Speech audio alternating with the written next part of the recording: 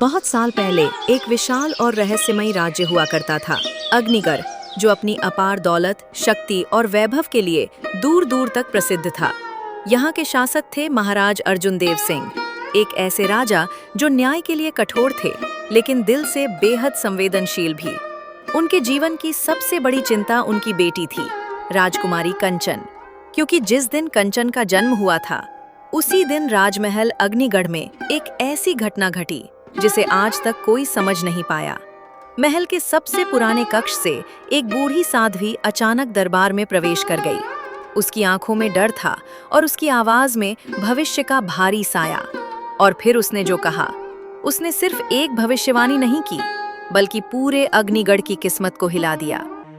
महाराज, जिस दिन इस राजकुमारी का विवाह किसी राजकुमार से होगा, उसी दिन अग्निगढ़ के विनाश की शुरुआत हो जाएगी। चुप रहो साध्वी, राजकुमारी के जन्म पर ऐसी अशुभ भविष्यवाणी करने की हिम्मत कैसे हुई तुम्हारी? सच सुनना आसान नहीं होता महाराज। अगर अग्निगढ़ को बचाना है तो राजकुमारी कंचन की शादी किसी गरीब इंसान से ही करनी होगी।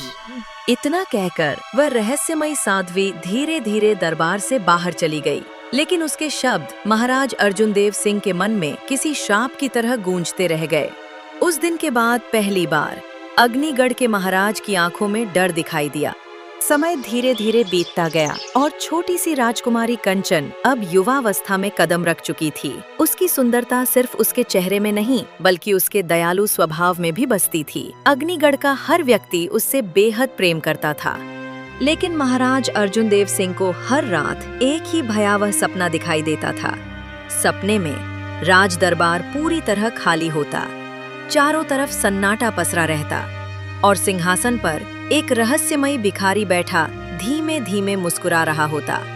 तभी अचानक महल की घंटियां अपने आप बजने लगती और डर से महाराज की नींद टूट जाती। आखिर ये सपना मुझे क्या चेतावनी देना चाहता है? वो रहस्यमयी भिखारी बार बार मेरे सपनों में क्यों आता है और हर बार मेरे ही सिंहासन पर बैठकर मुझे इस तरह क्यों देखता है? उस भयावह सपने ने धीरे धीरे महाराज अर्जुन देव सिंह को भीतर से बदलना शुरू कर दिया। अब वे पहले जैसे निडर और शांत राजा नहीं रहे थे। उनका स्वभाव चिड़चिड़ा और मन हर समय किसी अनजाने डर से घिरा रहने लगा। डर इतना बढ़ चुका था कि उन्होंने राजकुमारी कंचन का महल से बाहर जाना लगभग बंद ही कर दिया। एक दिन पूरे राज्य में भयंकर बारिश हो रही थी। तभी महल के विशाल द्वार के बाहर एक जवान भिखारी आकर चुपचाप बैठ गया। उसकी आंखों में आत्मविश्वास और रहस्यमयी चमक थी। उसे देखकर ऐसा लग रहा था मानो वह कोई साधारण भिखारी नहीं, बल्कि वह कोई बड़ा राज छुपाए बैठा हो। महल के सैनिक गुस्से में उसकी ओर बढ़े और बोले, अबे ओए गंदे भिखारी, तेरी हैसियत भी है इस राजमहल के सामने खड़े होने की? भाग गया यहाँ से। भिखारी ने एक गहरी नजर महल पर डाली और धीमी आवाज में कहा, सैनिक, जिसे तुम एक मामूली भिखारी समझ रहे हो, वही अग्निगढ़ की किस्मत बदलने आया है, ये याद रखना। भिखारी की बात सुनकर सैनिक जोर जोर से हंसने लगे। लेकिन तभी महल के द्वार पर महाराज अर्जुन देव सिंह आ पहुँचे और जैसे ही उनकी नजर उस भिखारी पर पड़ी, उनके होश उड़ गए, क्योंकि ये वही रहस्यमयी भिखारी था जो कई रातों से उनके सपनों में दिखाई दे रहा था। उस रहस्यमयी भिखारी को देखते ही महाराज अर्जुन देव सिंह का चेहरा डर से पीला पड़ गया। उनकी आंखों में वही भय लौट आया जो कई रातों से उनके सपनों में पीछा कर रहा था। वे कुछ पल वहीं जमे रहे और फिर बिना कुछ कहे चुपचाप महल के अंदर चले गए। अगले दिन राजकुमारी कंचन महल के बाहर बगीचों में टहल रही थी। तभी उसकी नजर महल के द्वार के पास बैठे उसी रहस्यमयी भिखारी पर पड़ी। पूरी रात तेज बारिश होने के बावजूद भी वो वहीं शांत बैठा था, जैसे उसे किसी चीज का इंतजार हो। उसे देखकर राजकुमारी के मन में अचानक दया जाग उठी। तुम कल रात से यहीं बैठे हो? इतनी तेज बारिश में भी तुम कहीं नहीं गए? आखिर तुम्हें चाहिए क्या? खाना या किसी से मदद? भिखारी ने धीरे से अपनी नजर राजकुमारी कंचन की तरफ उठाई, लेकिन उसने कुछ नहीं कहा। वो बस चुपचाप राजकुमारी को देखता रहा, जैसे उसकी आंखों में कोई अनकही बात छुपी हो। कुछ पल तक सन्नाटा छाया रहा। फिर राजकुमारी ने तुरंत पास खड़े सैनिक को आवाज लगाई। सैनिक, तुरंत यहाँ हो।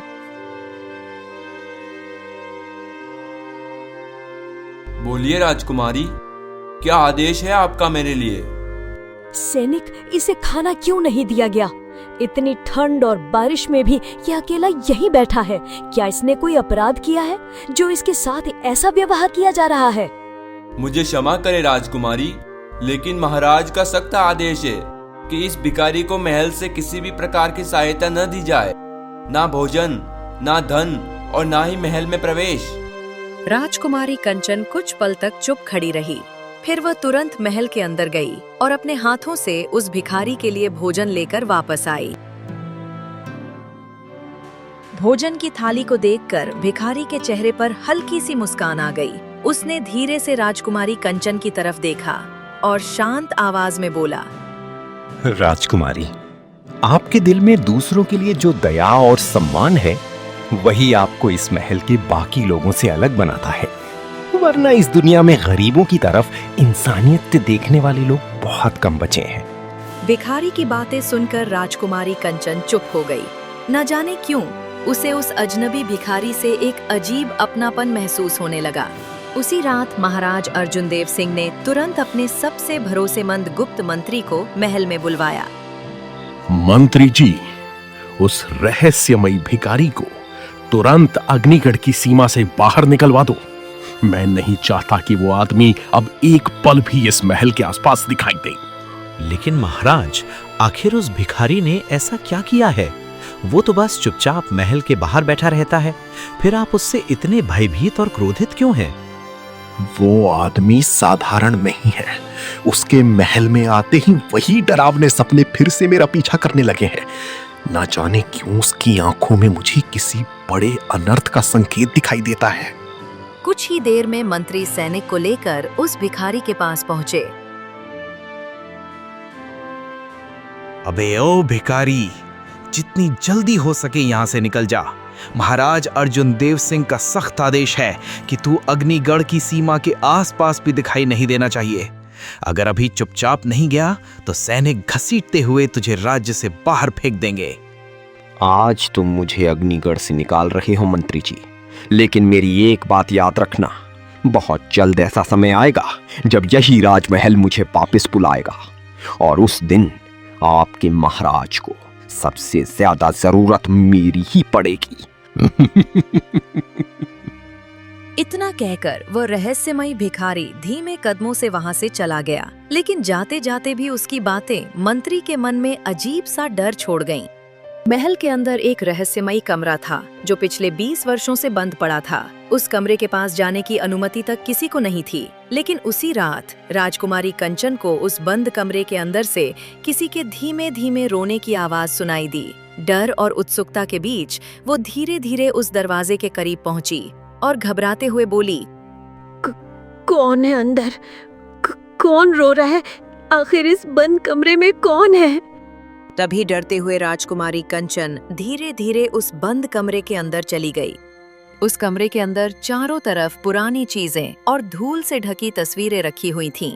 राजकुमारी कंचन धीरे धीरे सब देखने लगी। तभी उसकी नजर दीवार पर लगी एक पुरानी तस्वीर पर पड़ी और उसे देखते ही उसके पैरों तले जमीन खिसक गई। तस्वीर में महाराज अर्जुन देव सिंह के साथ लगभग 10 साल का एक बच्चा खड़ा था और उसकी शक्ल हूबहू उस रहस्यमयी भिखारी से मिल रही थी। लेकिन सबसे डराने वाली बात ये थी, वो तस्वीर 20 साल पुरानी थी। ये बच्चा कौन है और इसकी तस्वीर पिताजी के साथ इस बंद कमरे में क्यों छुपा कर रखी गई है? इसकी शक्ल तो काफी हद तक उस रहस्यमयी भिखारी से मिल रही है। मुझे यकीन है इस तस्वीर के पीछे कोई बहुत बड़ा राज छुपा है। ये सब देखकर राजकुमारी कंचन के चेहरे का रंग उड़ गया। वह तुरंत घबराई हुई हालत में भागती हुई महाराज अर्जुन देव सिंह के पास पहुंची। पिताजी, वो पुराने बंद कक्ष में आपकी एक तस्वीर रखी है और उसमें आपके साथ एक छोटा बच्चा खड़ा है। आखिर वो बच्चा कौन है और उसकी शक्ल उस रहस्यमय भिखारी से इतनी मिलती जुलती क्यों है? राजकुमारी कंचन, तुम उस बंद कक्ष में गई थी मैंने साफ आदेश दिया था कि उस कमरे के पास भी कोई नहीं जाएगा। आखिर तुमने मेरी बात की अवहेलना क्यों की? क्या तुम्हें अंदाजा भी है कि उस कक्ष में छुपे कुछ रहस्य ऐसे हैं जिन्हें कभी बाहर नहीं आना चाहिए? पिताजी, मेरी बात का जवाब दीजिए। उस तस्वीर में आपके साथ खड़ा वो बच्चा आखिर कौन था और उसकी शक्ल उस रहस्यमयी भिखारी से इतनी मिलती जुलती क्यों है? मुझे सच जानना है। कृपया मुझसे कुछ मत छिपाइए। महाराज अर्जुन देव सिंह कुछ पल तक चुप रहे। फिर उन्होंने भारी आवाज में कहा, चित्री, जिस बच्ची को तुमने उस तस्वीर में देखा है वो कोई और नहीं बल्कि वही रहस्यमयी भिखारी है जो कई दिनों तक हमारे राजमहल के बाहर बैठा रहा था। महाराज, अगर वो आज एक भिखारी है तो फिर आपकी उसके साथ तस्वीर कैसे? आखिर वो आपके साथ क्या कर रहा था? पुत्री, आज से लगभग 20 साल पहले की बात है, जब अग्निगढ़ में लगातार 3 साल तक सूखा पड़ा था। पूरा राज्य भूख और गरीबी से जूझ रहा था। लोगों के घरों में चूल्हे तक नहीं जलते थे। तभी राजमहल के मुख्य द्वार पर एक 10 साल का लड़का आया। उसके कपड़े फटे हुए थे और कई दिनों की भूख उसकी आंखों में साफ दिखाई दे रही थी। जब सैनिक उसे दरबार में लाए तो उसने कांपती आवाज में कहा, महाराज, मेरा इस दुनिया में कोई नहीं है। पूरे गांव में सूखा पड़ चुका है। कई दिनों से भटक रहा हूँ। अगर आप भी मुझे यहाँ से भगा देंगे तो मेरे पास जाने के लिए कोई जगह नहीं बचेगी। कृपया मुझे आपके शरण में ले लीजिए। उसकी बात सुनकर महाराज का हृदय पिघल गया। उन्होंने उसे महल में रहने की अनुमति दे दी। दिन बीतते गए और वो लड़का पूरे महल का चहेता बन गया। उसका नाम था आदित्य। आदित्य बहुत बुद्धिमान था। वो सैनिकों की मदद करता, अस्तबल में घोड़ों की देखभाल करता और महल के सेवकों का सम्मान करता। धीरे धीरे पूरा महल उसे पसंद करने लगा, यहाँ तक कि महाराज भी उसे अपने पुत्र जैसा मानने लगे। एक रात राजकोष से अग्निगढ़ का सबसे कीमती रत्न गायब हो गया। अगली सुबह पूरे महल में हड़कंप मच गया। सैनिकों ने हर जगह खोज शुरू कर दी और तभी वो रत्न आदित्य के कमरे से बरामद हुआ। रत्न मिलने के बाद पूरे दरबार का माहौल बदल गया। जो लोग कभी आदित्य की तारीफ करते थे वही अब उसे शक की नजरों से देखने लगे। महाराज, इस लड़के की मासूमियत के झांसे में मत आइए। ये शुरू से ही हम सबको धोखा दे रहा था। अग्निगढ़ का बहुमूल्य हीरा इसके कक्ष से मिला है। अब भी अगर इसे निर्दोष माना जाए तो ये न्याय का अपमान होगा। चोर कोई और नहीं, यही लड़का है। महाराज, मैंने कोई चोरी नहीं की। मैं निर्दोष हूँ। मुझे नहीं पता कि वह हीरा मेरे कक्ष में कैसे पहुँचा। कृपया मेरी बात पर विश्वास कीजिए। मैं आपके विश्वास को कभी नहीं तोड़ सकता महाराज। महाराज की आंखों में दुविधा साफ दिखाई दे रही थी। एक तरफ आदित्य पर उनका विश्वास था और दूसरी तरफ उसके खिलाफ खड़े सबूत। आखिरकार उन्होंने गहरी सांस ली और भारी मन से अपना निर्णय सुनाया। आदित्य, मेरा हृदय तुम्हें दोषी मानने को तैयार नहीं है, लेकिन राजधर्म मुझे मजबूर कर रहा है। आज से तुम्हें अग्निगढ़ छोड़कर जाना होगा। उस दिन आदित्य की दुनिया जैसे एक पल में बिखर गई थी। आंखों में आंसू और दिल में बेगुनाही का दर्द लिए वो महल के द्वार की ओर बढ़ने लगा। उसे उम्मीद थी कि कोई तो उसकी बात पर विश्वास करेगा, लेकिन पूरा महल खामोश खड़ा रहा। आखिरकार आदित्य ने आखिरी बार मुड़कर महल की ओर देखा और फिर भारी कदमों से अग्निगढ़ छोड़कर चला गया। पिताजी, अगर आदित्य ने चोरी नहीं की थी तो फिर उस पर झूठा आरोप किसने लगाया? आखिर वो असली व्यक्ति कौन था जिसने उसकी पूरी जिंदगी बर्बाद कर दी? पुत्री, काश मुझे पता होता कि उस साजिश के पीछे कौन था। इतने वर्षों बाद भी मैं उस असली गुनहगार का पता नहीं लगा पाया। लेकिन एक बात मैं पूरे विश्वास के साथ कह सकता हूँ, आदित्य निर्दोष था। उसने वो हीरा नहीं चुराया था। अगर कोई इस रहस्य से पर्दा उठा सकता है तो वो स्वयं आदित्य ही है। तो पिताजी, आदित्य को तुरंत महल में बुलाइए। अब समय आ गया है कि उस असली गुनहगार का चेहरा सबके सामने आए। अगले दिन महाराज अर्जुन देव सिंह ने किसी को बताए बिना गुप्त रूप से आदित्य को महल में बुलवाया।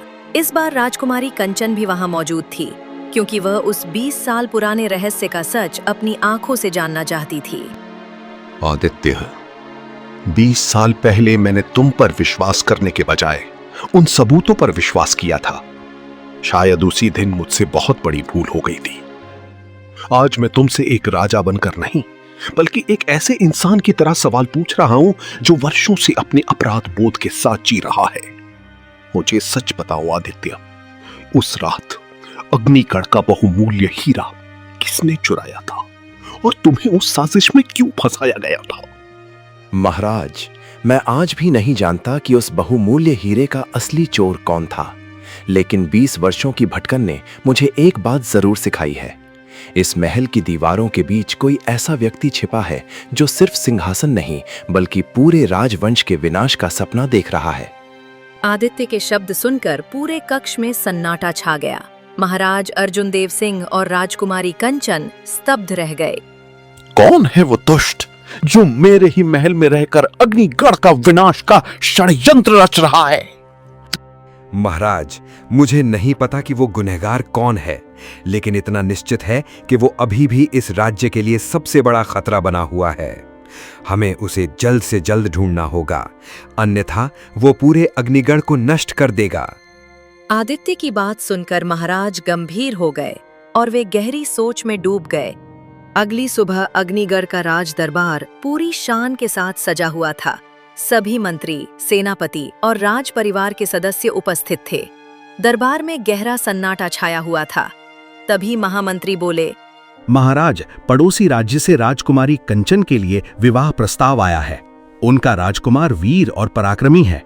ये संबंध दोनों राज्यों की शक्ति और प्रतिष्ठा को कई गुना बढ़ा सकता है। मंत्री की बात सुनकर पूरा दरबार सहमति में सिर हिलाने लगा। ऐसा लग रहा था मानो निर्णय हो चुका हो। लेकिन तभी महाराज अर्जुन देव सिंह की कड़कती हुई आवाज पूरे दरबार में गूंज उठी।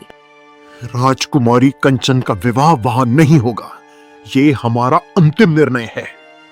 महाराज, यदि ये संबंध स्वीकार नहीं है तो फिर वो कौन सौभाग्यशाली व्यक्ति है जिसे राजकुमारी कंचन का जीवन साथी बनने का अधिकार मिलेगा?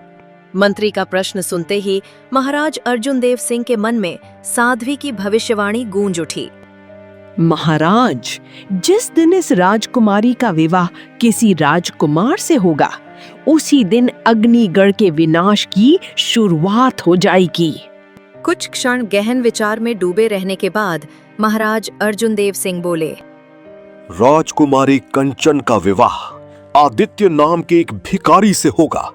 यही हमारा अंतिम और अटल निर्णय है। इसके बाद कोई भी हमसे इस विषय में प्रश्न नहीं करेगा।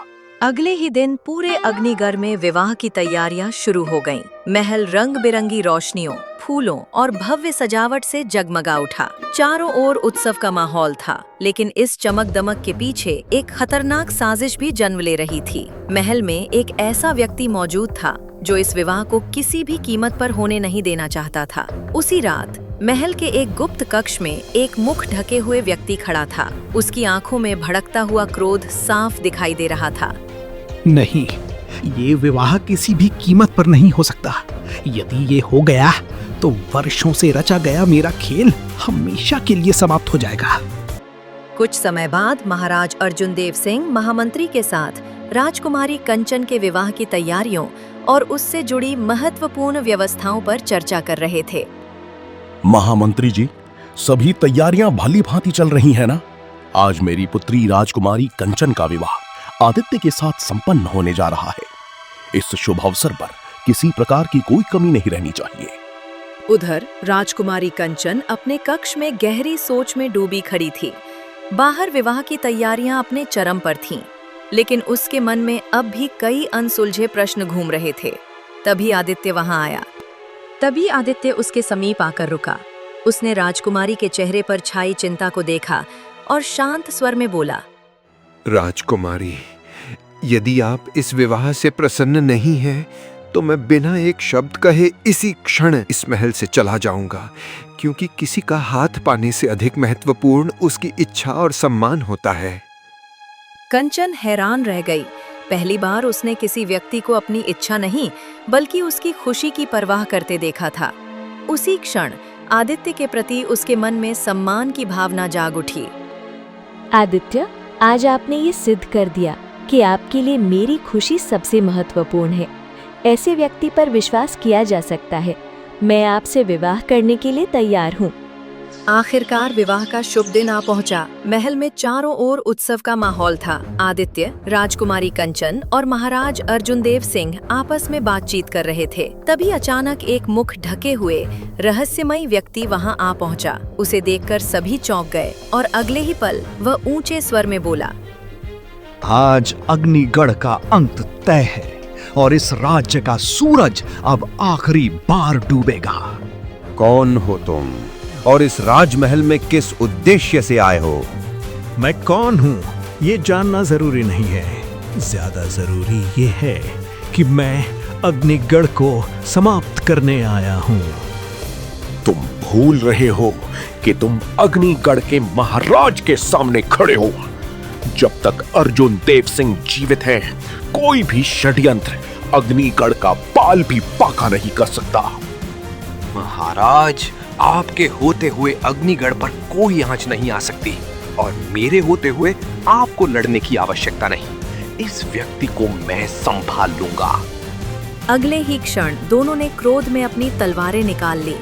देखते ही देखते महल का वातावरण रणभूमि में बदल गया और दोनों के बीच जबरदस्त तलवारबाजी शुरू हो गई। तभी आदित्य ने अपनी पूरी शक्ति लगाकर एक जोरदार वार किया। नकाबपोश की तलवार उसके हाथ से छूटकर दूर जा गिरी। अगले ही पल आदित्य ने उसके चेहरे से कपड़ा हटा दिया।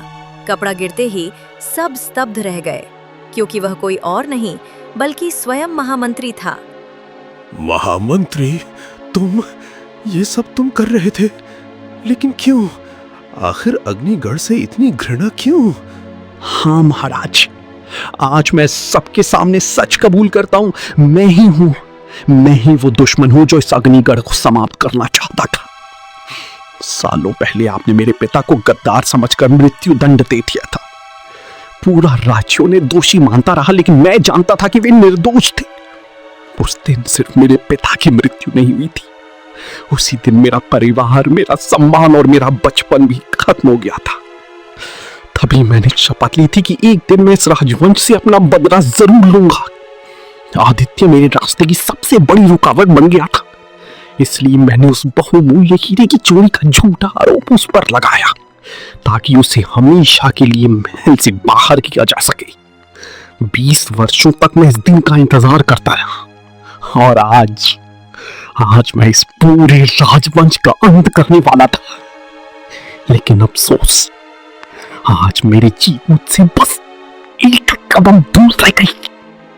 भानु प्रताप, मैं समझ सकता हूं कि अपने पिता को खोने का दर्द कितना बड़ा होता है, लेकिन एक व्यक्ति की सजा का बदला पूरे राजवंश से नहीं लिया जाता। अगर तुम्हें लगता था कि तुम्हारे पिता के साथ अन्याय हुआ है, तो तुम्हें न्याय का रास्ता चुनना चाहिए था, लेकिन तुमने बदले का रास्ता चुना।